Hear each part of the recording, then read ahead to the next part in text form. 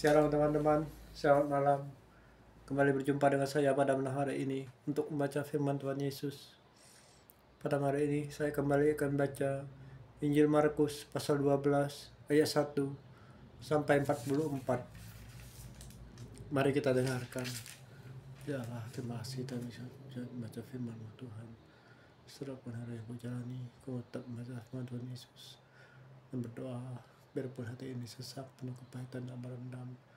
Ya, aku yang belum bisa menerima kenyataan apa yang terjadi dalam kehidupanku. Perikop perumpamaan tentang penggarap-penggarap kebun anggur. Lalu Yesus mulai berbicara pada mereka dalam perumpamaan. Adalah seorang membuka kebun anggur dan menanam pagar di sekelilingnya. Ia menggali lubang tempat memeras anggur dan mendirikan menara jaga. Kemudian ia menyewakan kebun itu kepada penggarap-penggarap lalu berangkat ke negeri lain. Kemudian ketika sudah tiba musimnya, ia menyuruh seorang hamba pada penggarap-penggarap itu untuk menerima sebagian dari hasil kebun itu dari mereka. Tapi mereka menangkap hamba itu dan memukulnya, lalu menyuruhnya pergi dengan tangan hampa. Kemudian ia menyuruh pula seorang hamba lain kepada mereka. Orang ini mereka pukul sampai luka di kepalanya yang sangat dipermalukan.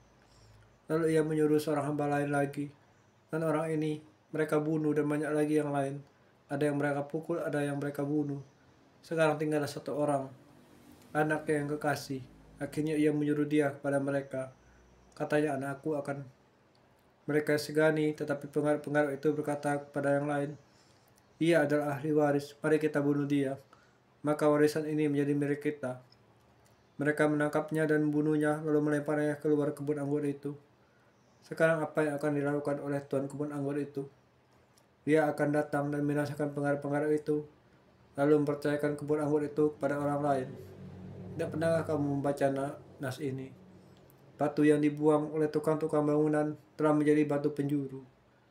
Hal itu terjadi dari pihak Tuhan, suatu perbuatan ajaib di mata kita.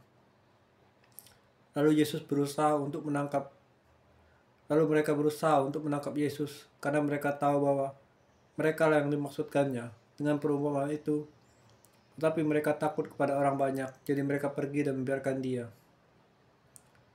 Perikop tentang membayar pajak kepada kaisar. Kemudian disuruhlah beberapa orang Farisi dan Herodian kepada Yesus untuk menjerat dia dengan suatu pertanyaan. Orang-orang itu datang dan berkata kepadanya, Guru, kami tahu engkau adalah seorang yang jujur, dan engkau tidak takut terhadap siapapun juga, sebab engkau tidak mencari muka, melainkan dengan jujur mengajar jalan Allah. Dengan segala kejujuran, apakah diperbolehkan membayar pajak kepada kaisar atau tidak? Haruskah kami bayar atau tidak? Tapi Yesus mengetahui kemunafikan mereka, lalu berkata kepada mereka, mengapa kamu mencobai aku? Bawalah kemari suatu dinar supaya kulihat. Lalu mereka bawa, maka ia bertanya pada mereka, gambar dan tuliskan siapakah ini? Jawab mereka, gambar dan tuliskan kaisar. Lalu kata Yesus kepada mereka, berikanlah kepada kaisar apa yang wajib kamu berikan kepada kaisar, dan kepada Allah apa yang wajib kamu berikan kepada Allah. Dan mereka akan sangat heran mendengar dia. Perikop pertanyaan orang Saduki tentang kebangkitan. Datanglah kepada Yesus beberapa orang Saduki yang berpendapat bahwa tidak ada kebangkitan. Mereka bertanya kepadanya, Guru, Musa menuliskan perintah ini untuk kita.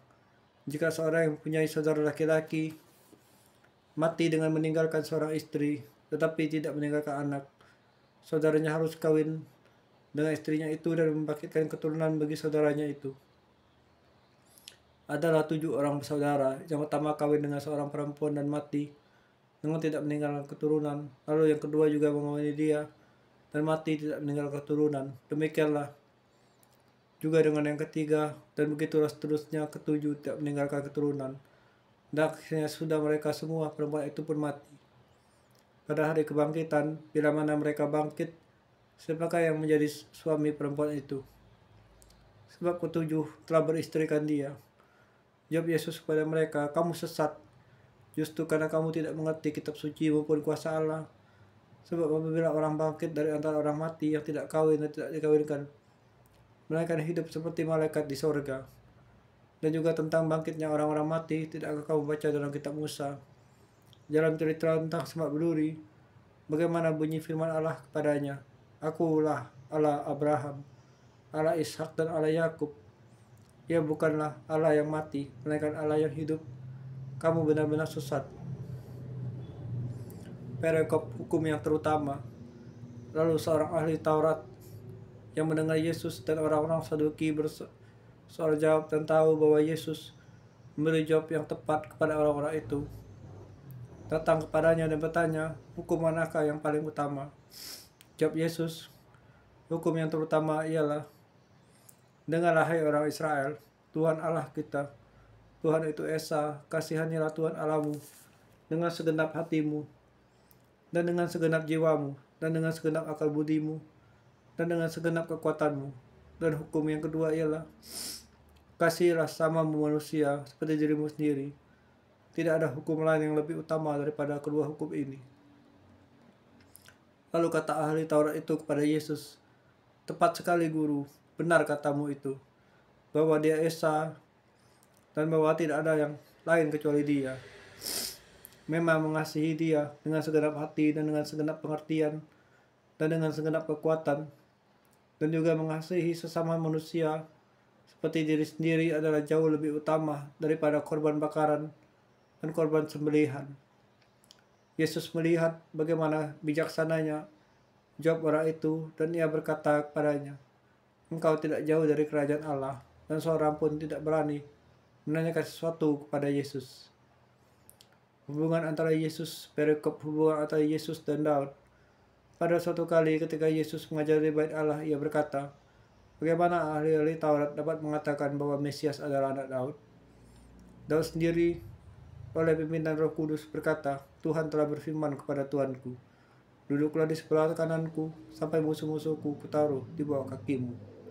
Daud sendiri menyebut dia tuannya. Bagaimana mungkin dia anaknya pula? Orang banyak yang besar jumlahnya mendengar dia dengan penuh minat. Yesus menasihatkan supaya hati-hati terhadap ahli-ahli Taurat.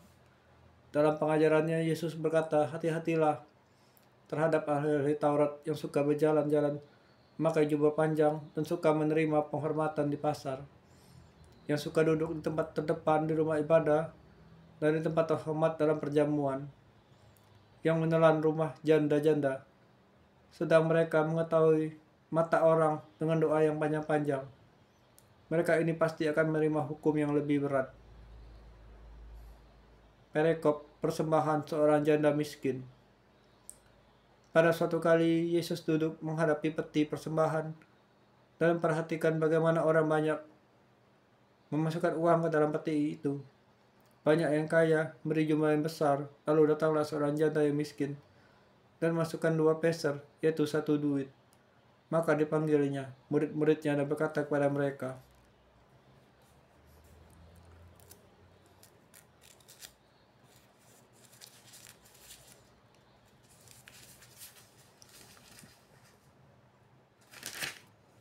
aku berkata kepadamu, sesungguhnya janda miskin ini membeli lebih banyak daripada semua orang yang memasukkan uang ke dalam peti persembahan. Sebab mereka semua memberi dia dari kelimpahannya, tetapi janda itu memberi dari kekurangannya, semua yang ada padanya, yaitu seluruh nafkahnya. Bapa yang surga, Tuhan Yesus, terima kasih atas misian firman-Mu. Tuhan, mampukanlah aku Tuhan Yesus untuk tetap siap berdoa dan membaca firman-Mu, biarpun hidupku banyak masalah, aku mulai menghadapi, aku tidak tahu jawaban dan cara mengatasinya. Dalam Tuhan Yesus, aku lepaskan semua kebencian, amarah, ketakutan ini, kegelisahan, kekhawatiran, kecewaan. Bapa, aku merasa kepadamu, aku tidak tahu lagi harus curhat kemana. Dalam Bapa surga Tuhan Yesus, aku berdoa.